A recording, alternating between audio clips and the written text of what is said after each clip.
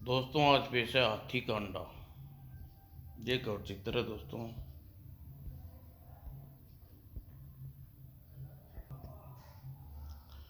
हर वर्ष की तरह राजा विक्रम सिंह इस साल विदेश की प्रजा के लिए अखाड़ा एवं सुख शांति के लिए शाही मैदान में यज्ञ आयोजन किया। यज्ञ प्रारंभ होने से पहले ही नित्य समय पर राजा विक्रम सिंह ने शाही मैदान में आ पहुंचे। राजा विक्रम सिंह जिंदाबाद, विक्रम सिंह अमर रहे, सिर दी यज्ञ आरंभ हो गया। परंतु यज्ञ आरंभ होने से अभी कुछ ही क्षण बीते थे कि अरे बोलती चिड़िया, हे भगवान, इतने वर्षों बाद आज फिर कोई नष्ट होने वाला है। तभी उस विशाल चिड़िया ने यज्ञ स्थल की ओर गोता मारा और पोटली अपने पंजों में दबा रखा था, उसे हवन सामग्री रखी थी। फिर उसे देखते देखते कुछ समझ पाता आकाश में उड़ गई। महाराज, वह बोलती चिड़िया तो हवन सामग्री ले गई है, यह शुभ लक्षण नहीं है। मैं कुछ समझ नहीं रहा पुरोहित जी, इस चिड़िया को सामग्री ले जाने से आपका क्या अभिप्राय है? महाराज, उसे सारे नगरवासी बोलती चिड़िया के नाम से पुकारते हैं और इसको दिखाई देना शकुन माना जाता है। लगता है हमारे राज्य पर जल्दी ही कोई विपदा आने वाली है, लेकिन हमने उस चिड़िया को पहली बार देखा है। आपको राजगद्दी संभाले अभी केवल 5 ही वर्ष हुए हैं महाराज, जबकि 10 वर्षों से ज़्यादा समय हमारी खुशकिस्मती से वह बोलती चिड़िया हमारे राज्य में दिखाई नहीं दी, अतः हमारे देश में सुख शांति का अमन चमन रहा। आपके पिता स्वर्गीय जय सिंह उस चिड़िया को अच्छी तरह परिचित थे, जिसने उसके राजकाल में 3 बार यह चिड़िया दिखाई दी और तीनों बार देश की प्रजा का जान माल अधिक नुकसान उठाना पड़ा। तब से स्वर्गीय महाराज जय किशन हमेशा इसे कोशिश में लगे रहते थे, यह चिड़िया किसी तरह हमारे राज्य में प्रवेश न कर पाए। अपने इसी कोशिश में वे काफ़ी हद तक सफल भी रहे थे, लेकिन आज यह चिड़िया एक बार फिर दिखाई दी। आने वाली आपात सूचक समय प्रतीत है। किंतु बोलती चिड़िया के रहस्य में आज तक अभी भिन्न क्यों रखा गया, वरना अब तक भी हमारे देश में प्रविष्ट होने के रोकने की कोशिश करते हैं। शायद किसी ने ऐसा मौका मौका ही नहीं मिला होगा कि इतने वर्षों में स्वयं ही चिड़िया को भुला बैठा था। अब जो होगा सो देखा जाएगा, ये आरंभ कीजिए। और हवन सामग्री तो वह चिड़िया ले गई, बिना हवन सामग्री के ठहरी हवन सामग्री और मंगवा देते हैं। और अगले ही पल राजा ने एक सैनिक को हवन सामग्री समझाने लगा और पुरोहित सोच में पड़ गया। यज्ञ में पहली बार विघ्न पड़ा है, यह यज्ञ सफल होगा। हे ईश्वर, देश में सबकी रक्षा करना। तभी भगवान भयानक ढंग से बिजली कड़कने के साथ ही कुछ उपरांत मूसलाधार बारिश का आरंभ हो गया। ओह, बिना मौसम के, बिना बादल बरसात, जरूर यह सब अशुभ चिड़िया बोलती चिड़िया के कारण हो रहा है। महाराज, मूसलाधार बारिश से यज्ञ संपन्न करना किसी प्रकार भी संभव नहीं है। यदि आप उचित समझे तो यज्ञ किसी प्रकार शुभ दिन के लिए स्थगित कर दें। हम भी कुछ ऐसा ही सोच रहे हैं राजपुरोहित। निसंदेह आज दिन शुभ नहीं है। और विक्रम सिंह अपने वहाँ मौजूद लोगों को अपने अपने घरों में जाने का आदेश दिया और स्वयं रथ पर सवार होकर राजमहल की ओर चल दिए। क्या बोलती चिड़िया वास्तव में इतनी अशुभ है कि सचमुच हमारे देश में कोई भी भयानक विपत्ति आने वाली है? नहीं नहीं, ऐसा नहीं हो सकता। इन दकयानियों सी बातों पर विश्वास नहीं करता। लेकिन फिर भी बिन बादल बरसात मौसम इतना तेज बरसात कैसे, इसे झुठलाया नहीं जा सकता। और सोच विचार में राजा मैं राजमहल पहुंचा। उसने भोजन अनमने रंग से भोजन कर झरोखे में खड़ा हो गया। ओह, वर्षा रुकने की बजाय क्रमशः तेज होती जा रही है। आगे अगले दिन प्रातः राजा सोकर उठा, तब मूसलाधार बारिश हो रही थी। ईश्वर, यह तेरा कैसा प्रकोप है? और कई दिनों तक बरसात होती रही और धीरे धीरे पानी में डूबने लगा। प्रजा त्राही त्राही मच गई।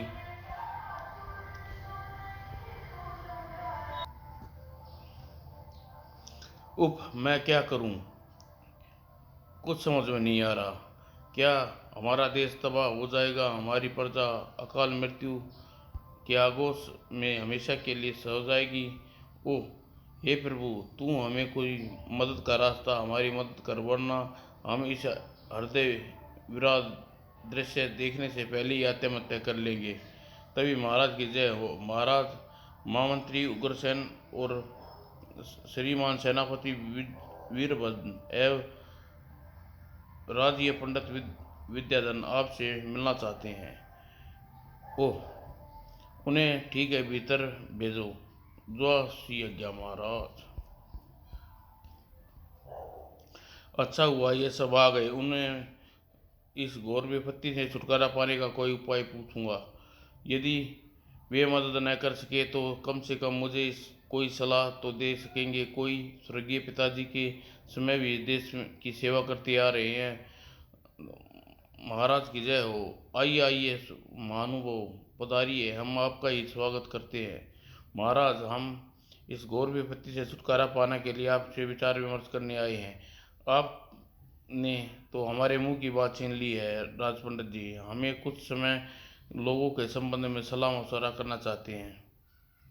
कहिए, क्या आप लोगों के मस्तिष्क में कोई ऐसा उपाय है जिससे हमारी प्रजा को बिलबुलाई विपत्ति से जल्दी छुटकारा मिल सके? वर्षों तो वर्षों तो वर्षा तो रुकने का नाम ही नहीं ले रही, लेकिन ऐसा लग रहा है यदि वर्षा कुछ दिन और यूं ही होती रही तो समूचा नगर डूब जाएगा और सब लोग मर जाएंगे।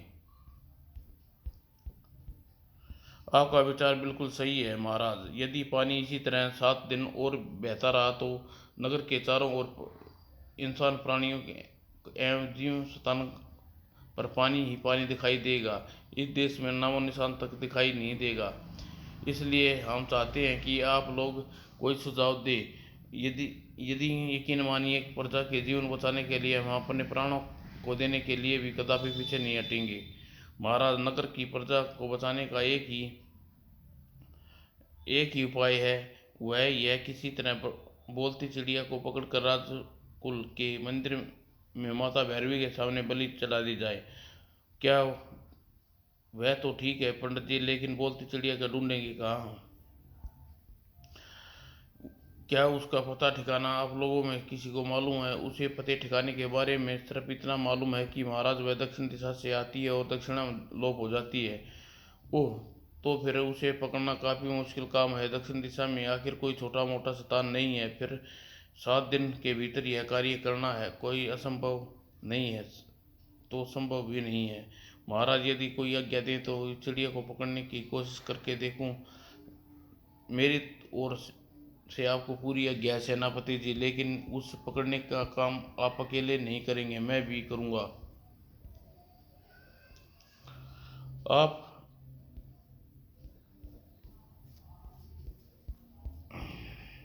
परंतु आप परंतु मैं आपके और हमारे दक्षिण दिशा में आगे बढ़ने का रास्ता अलग अलग होगा, जैसी आपकी आज्ञा महाराज।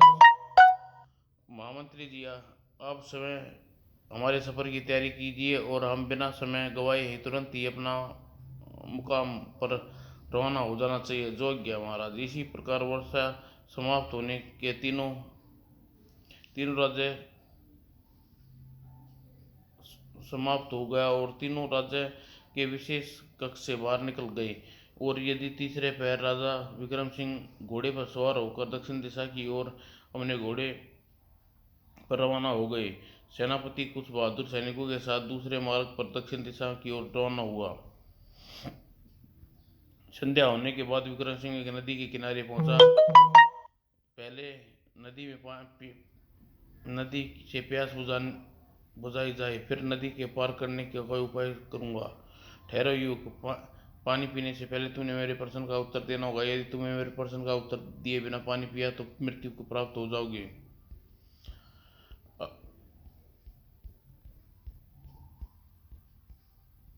आप कौन है महानुभाव? यहाँ कहाँ से बोल रहे हैं? मैं नदी का स्वामी हूँ, अतः बिना मेरी आज्ञा के तुम इसका पानी नहीं पी सकते। ठीक है महानुभाव, आप प्रश्न कीजिए, मुझे आपकी ओर से यथासंभव प्रश्न का उत्तर देने की कोशिश करूँगा। तो बताओ, यदि तुम कभी अपने प्रियजनों के साथ किसी विपत्ति में फंस जाओ, सर्वप्रथम अपनी जान बचाओगे या अपने प्रियजनों की? प्रश्न सुनकर राजा विक्रम सिंह गहरी सोच में डूब गया। कितना विचित्र प्रश्न है। फिर कुछ सोचने के बाद, महानुभाव, मैं झूठ नहीं बोलूँगा। ऐसी अवस्था में मैं सर्वप्रथम अपनी जान बचाऊंगा, उसके बाद अन्य की। शाबाश, तुम्हारी सत्यवादी से प्रसन्न हुए। तुम अपनी वेशभूषा से तुम हमें कोई साधारण व्यक्ति नहीं प्रतीत होते। कौन हो तुम? मुझे राजा विक्रम सिंह कहते हैं, अनुभव। ओ राजा विक्रम सिंह, अगले ही पल तुमने तुम्हारा स्वागत करते हैं। अत्यंत प्रसन्न हो रही राजा, प्रसन्नता हो रही है राजन। हमने तुम्हारा काफ़ी यह सुना है। तुम केवल नदी के जल पी सकते हो, बल्कि नदी पार भी कर सकते हो। धन्यवाद ये जलरक्षी। और राजा जी ने जी भरकर स्वयं जल पिया और अपने घोड़े को भी पिलाया। तत्पश्चात, अब बताओ राजन, तुम कहाँ जा रहे हो, किस उद्देश्य से जा रहे हो, और उस उद्देश्य में भी तुम्हारी कोई मदद कर सकता हूँ। मैं जल देवता, मैं बोलती चिड़िया की खोज में जा रहा हूँ। क्या आप बता सकते हैं वह दक्षिण दिशा में कहाँ मिलेगी? कहकर विक्रम सिंह ने सारा किस्सा सुनाया। सब कुछ सुनने के पश्चात, राजन, चूंकि मैं पानी के भीतर रहता हूँ, इसलिए मुझे बाहरी दुनिया के विषय में कोई जानकारी नहीं है। हाँ नदी हाँ नदी, जंगल, नद, इस नदी पार जंगल है, जंगल पार एक महात्मा जी रहते हैं। मुझे विश्वास है इस संदर्भ में तुम्हारी मदद अवश्य करेंगे। तब कृपया मुझे उस नदी के पार करने का कोई उपाय बताइए। तुम घोड़े पर सवार होकर आगे बढ़ो, नदी अपने आप तुम्हें रास्ता दे देगी। और कहकर जलयक्ष अदृश्य हो गया। और फिर विक्रम सिंह अपने घोड़े पर सवार होकर पानी में उतर गया। उस नदी नदी पानी दोनों हिस्सों में विभाजित हो गया। विक्रम सिंह अपने बीच में होकर आगे बढ़ने का मार्ग मिल गया। और नदी पार करने के बाद विक्रम सिंह एक घने जंगल में पहुंचा। जंगल तो यही मैं आ गया हूँ, लेकिन महात्मा की कुटिया कहाँ होगी, इस बारे में जलीय अक्षर ने मुझे बताया था। इसी दिशा में आगे बढ़ के देखता हूँ। वह रही कुटिया, सिर दी। लेकिन कुटिया के निकट पहुंचते ही विक्रम सिंह एक झटके से घोड़े की रास खींच ली। अरे सांप और बिच्छू, शेर महात्मा के इर्द गिर्द है, मैं उसे कैसे पहुंच पाऊंगा? लेकिन तभी, इन जीवों से घबराने की जरूरत नहीं है राजन, चले आओ। ओह, मुझे जानते हैं।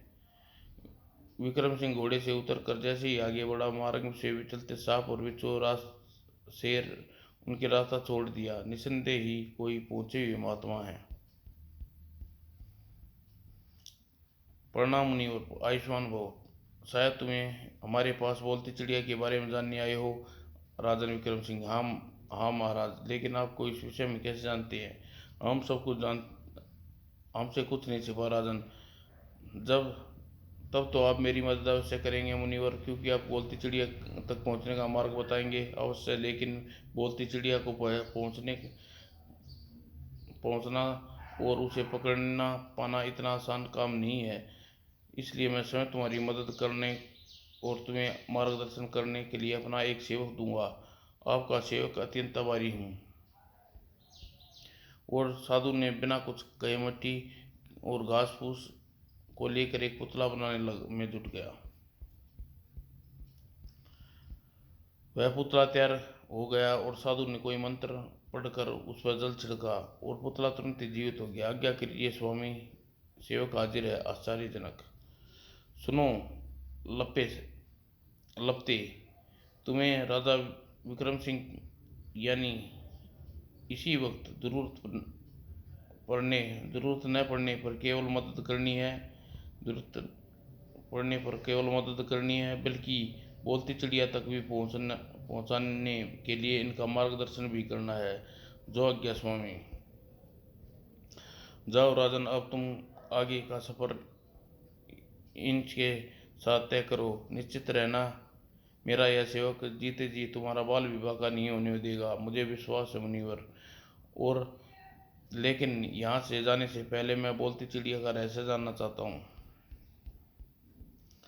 उसका रहस्य इस समय जान लेना तुम्हारे लिए हानिकारक होगा राजन, इसलिए तुम इसका रहस्य नहीं बताऊंगा। हाँ, समय आने पर स्वयं उसका रहस्य जान जाओगे। बस अब तुम जाओ, जो आज्ञा मुनिवर। और ध्यान रहे राजन, तुम्हें केवल बोलती चिड़िया तक पहुंचने का प्रयास करना है और वक्त से पहले उसका रहस्य जानने की कोशिश मत करना, वरना कष्ट में पड़ जाओगे। मैं आपकी बात चेतावनी का ध्यान रखूंगा मुनिवर। आओ, घोड़े पर बैठा दूँ। आओ, मैं तुम्हें घोड़े पर बैठा दूँ। घोड़े पर आप बैठिए मालिक, मैं हवा में उड़ता हूँ, आपके साथ चलूँगा। और विक्रम सिंह जैसे ही घोड़े पर सवार हुआ, बोना लिपते सा आगे आगे उड़ता हुआ मार्गदर्शन करने लगा। मेरे पीछे पीछे आइए, ठीक है। और काफ़ी देर लगातार सफ़र करने के पश्चात एक घाटी में पहुंचे। रुक जाइए मालिक, क्यों? आगे का मार्ग रहने वाला राक्षस हमें बताएगा। वह कहाँ रहता है वह? यहाँ से कुछ ही दूर एक गुफा में आइए मेरे साथ। यदि उसने आगे का मार्ग नहीं बताया तो ज़रूर बताएगा मालिक, वरना उसकी सामत आ जाएगी। और कुछ देर बाद वह राक्षस गुफा में रहता है। मालिक सावधान रहिएगा, जरा सख्ती से खख्ती दिमाग का है, चिंता मत करो, उसे तलवार रहते मेरा कुछ नहीं बिगाड़ पाएगा।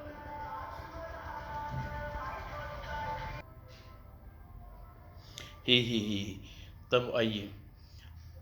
और किंतु जैसे ही गुफा के मुख पर पड़े, ओ बयान, अचानक आग की दीवार बीच में कहाँ से आ गई? शायद राक्षस को हमारे आगमन का पता चल गया है।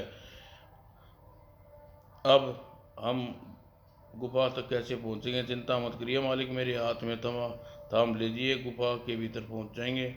अरे अरे, तुम आग में इस तरह क्यों जा रहे हो? जलकर मरने का इरादा? क्या, घबराइए मत मालिक, आग आग के साथ कुछ हमारा कुछ नहीं बिगाड़ सकती।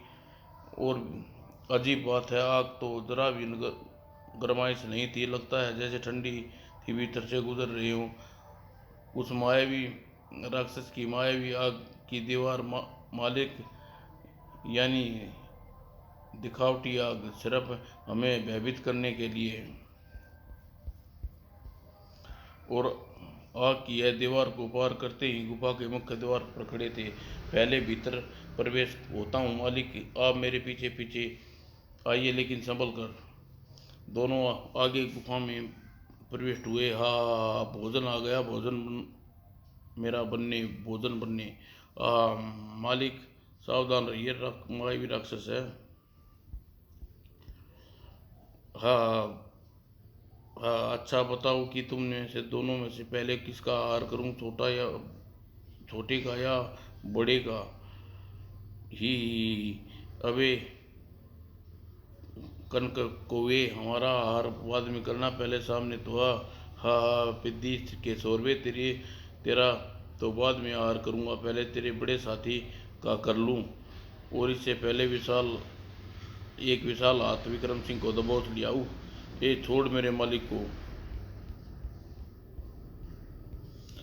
और नहीं सुनना सुनता नहीं क्या कहता हूँ मैं? छोड़ मेरे मालिक को, वरना तेरा भुर्ता बना दूंगा। एक एक दूसरी गुफा में पहुंचा। हाँ, एक दूसरी गुफा में पहुंचकर ही, अबे चिड़िया के बच्चे, तेरी इतनी हिम्मत हिम्मत मुझसे अबे तबे बात कर अबे तबे करके बात करे, ले चक तू मजा। ओह, लिपटे मुझे बचाओ। अबे ओए शैतान की तुम, छोड़ दे मेरे मालिक को, वरना तू जानता नहीं मेरा गुस्सा कितना खराब है। अबे चिड़िया, तेरी हिम्मत, तुम मुझे अबे तबे बात करे, ले चक मजा। हाय, अबे मोटे, तूने मुझे मारा, अब मैं तुझे नहीं छोड़ूंगा। तू मेरा क्या बिगाड़ तू मेरा कुछ नहीं बिगाड़ सकेगा पिद्दी। मैं तुझे इसी तरह मार मार कर तेरी चटनी के साथ तुझे भी खा जाऊंगा। ओए, तू मुझे धमकी देता है?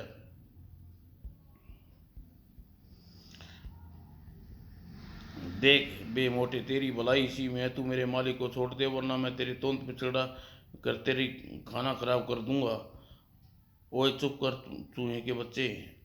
हे, तूने मुझे चूहे का बच्चा कहा? अब तेरी खैर नहीं, ले मजा चख चूहे का। और पलक झपकते ही सैकड़ों चूहे राक्षस के विशालकाय शरीर पर चढ़कर गुदगुदी मचाने लगे। ही या, और सिर दी भीषण गुदगुदी के हंसते हुए राक्षस के पसीने छूटने लगे। हु आहा, बस बस करो, मुझे इन चूहों से बचाओ। उप उप, क्यों अब कहता है मुझे चूहे का बच्चा? ओह नहीं कहूँगा मेरे बाप, बिल्कुल नहीं कहूँगा। उफ उफ, यह मुझे चूहे की मेरी जान बचा, वरना हंसते हंसते मर जाऊँगा। ही, ऐसा नहीं, पहले तू तू वचन दे कि तुम्हें पूछेंगे वो उसका सही सही जवाब देगा और हमारी मदद करोगे। मैं तुम्हें वचन देता हूँ बोने जादूगर, तुम मेरी जान बख्श दे। और लिप्ते शाह ने अपना हाथ घुमाया और इसे छोड़ दो मेरे दोस्तों। और सारे चूहे अदृश्य हो गए और जमीन पर बैठा लंबी लंबी सांसें खींच रहा था। बहुत खूब, यह लिप्ते शाह मैं अपने चक्रियों में फंसा लिया है। कि किसी मैं किसी मुसीबत में पड़ गया था। लगता है मेरी मायावी शक्तियाँ ने मेरा साथ नहीं दिया। थोड़ा सुस्ता ले बच्चे, अच्छी तरह सुस्ता ले। जरूर यह बोना मुझसे ज़्यादा शक्तिशाली और बड़ा जादूगर है। क्यों भाई, यदि सुस्ता लिया हो तो कुछ पूछूं? हाँ पूछ, हाँ पूछ।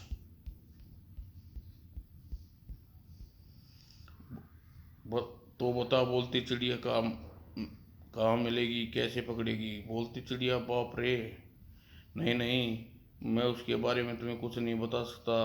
और मैं उस तुम्हें उसके बारे में कुछ जानता हूँ। मैं उसके बारे में कुछ जानता हूँ। सोच ले प्यारे, यदि तूने मेरे प्रश्नों का उत्तर नहीं दिया तो पहले चूहे को कुतरवाया था, इस बार चींटियों को कटवा दूंगा। नहीं नहीं, ऐसा गजब मत करना, मेरे प्रश्न का उत्तर दे।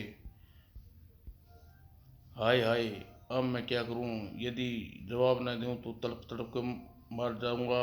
यदि जवाब देता हूं तो शैतान की नानी मेरी सारी मायावी शक्ति छीन लेगी।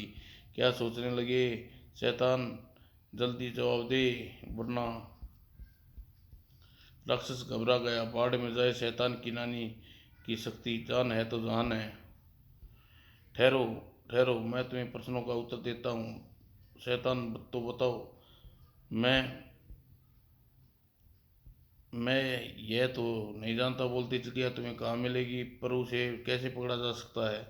हाँ ज़रूर बता सकता हूँ, उसका पता तुम्हें किस तरह चल सकता है। हाँ जल्दी बताओ, जल्दी बताओ। वह शैतान की नानी यह कौन सी चुड़ैल है? यह मायावी नगरी की रानी है। और यह मायावी नगरी तमाम नर नागरिक जादुई शक्ति पशु पक्षी बनाया है हुआ एक छत्र राज करती है। उसके राज्य में उल्टी गंगा बहती है, यानी नर घर में काम संभालता है और मादा घर में बाहर काम देखती है। लेकिन हम उसे अपने काबू में कैसे करेंगे?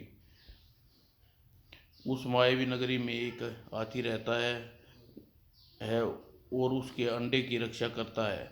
माय वास्तव में हाथी हाथी शैतानी नानी का खास गुलाम है और उसका अंडा शैतानी नानी की शक्ति। यदि तुम उस अंडे को किसी तरह अपने कब्जे में कर लो तो शैतान की नानी सारी सारी शक्ति तुम्हारे कब्जे में आ जाएगी और तुम उस अपनी तुम्हारी गुलाम हो जाएगी।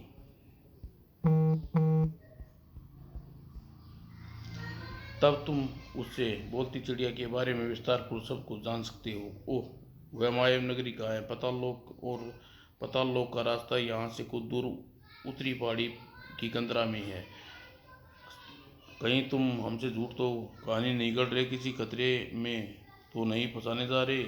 मैं बिल्कुल सच कह रहा हूँ बोने जादूगर। यदि मेरी बात झूठ निकले तो मुझे लौट कर चाहे सजा देना। ठीक है, हम तुम्हारी बात पर विश्वास किए लेते हैं, लेकिन तुम्हें हमारे साथ उस पहाड़ी की कंदरा तक चलना होगा। वहाँ से पाताल लोक का रास्ता जाता है। मैं वहाँ तक तो चल सकता हूँ, लेकिन उसके भीतर नहीं जा सकता, वरना कंदरा के भीतर कदम रखते ही भस्म हो जाऊंगा। ठीक है, तुम वहाँ तक पहुँचा दो। अगले ही पल एक आंख वाला राक्षस मायावी राक्षस उन दोनों को कंधे पे बैठाकर उड़ता चला गया और वह एक पहाड़ी पर उतरा। यह रही वह कंदरा। आप दोनों इसी में प्रवेश कर जाए, आगे रास्ता आप स्वयं ढूंढ लोगे। सुनो, जब तक हम लौट कर नहीं आए मेरे घोड़े का ध्यान रखना, उसे खाने पीने की जिम्मेवारी तुम्हारी है, आप उसकी चिंता न करें। आइए मालिक, अंदर चले। वो भीतर प्रवेश करते ही एक वाला राक्षस ठाका मार के कहा, यदि ये दोनों पकड़े गए तो मारे जाएंगे। इसी दुनिया में कोई दुश्मन नहीं रह जाएगा। यदि इन्हें शैतान की नानी को मार दिया तो या अपना गुलाम बना लिया तो मेरा मायावी शक्तियाँ जो कि तो मेरे साथ रहेंगी और मैं आज़ादी से जी सकूँगा। उधर कंदरा के भीतर उप लिपटे सा यहाँ तो घंटा घंटा टोप अंधकार है, हाथ को हाथ सुझाई नहीं दे रहा। ठहरिए मालिक, का बीज रोशनी कर देता हूँ। और अगले ही पल, अरे वाह, आप पीछे पीछे आइए मालिक, मैं अभी पाताल लोक का रास्ता ढूंढता हूँ। विक्रम सिंह और लिपटे शाह पीछे पीछे एक लंबी सुरंग में चल पड़े। निसंदेह मुनिवर का दिया सेवक अत्यंत करामाती है, जिसकी आसानी से राक्षस को अपने वश में किया, इस तरह शायद कोई दूसरा नहीं कर सकता था। तभी अचानक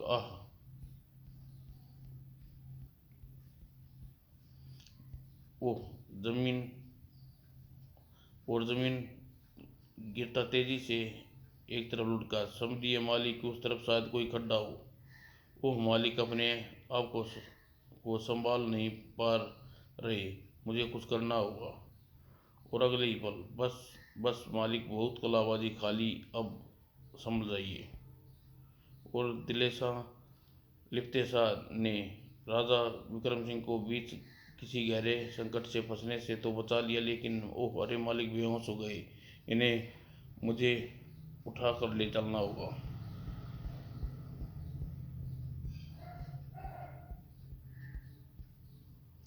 और दूसरे ही क्षण लिप्तेसा एक तलवार नौजवान के रूप में धारण कर लिया। ओह, अब प्यारे लाल लिप्तेसा, अपने मालिक की सेवा भी तू ही कर। और फिर शैतान की नानी, जल्दी पेश करेंगे दोस्तों शैतान की नानी।